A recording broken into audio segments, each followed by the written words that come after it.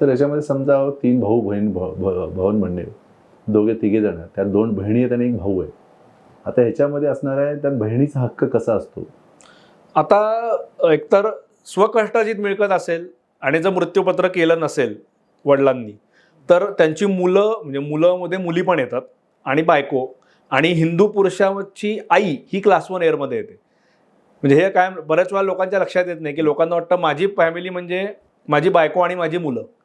पण हिंदू वारसा कायद्याच्या सेक्शन 8 प्रमाणे जर मी मृत्यूपत्र न करता गेलो तर माझ्या क्लास 1 एअरमध्ये माझी बायको, माझी मुलं, माझी समजा मुलं आधी गेली असतील तर त्यांची मुलं म्हणजे माझी नातवंड आणि माझी आई एवढ्यांचा समावेश होतो.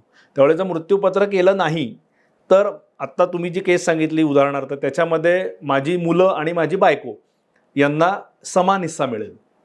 आता वडिलोपार्जित मिळकतीमध्ये सुद्धा सुप्रीम कोर्टने 2019 मध्ये जे निर्णय दिलेला आहे त्याप्रमाणे आता तुमचा जन्म कधी झालेला असू देत, तुमचे वडील कधी गेलेले असू देत, मुलींना आता मुलांइतकाच वडिलोपार्जित मिळकतीत समान हिस्सा मिळतो.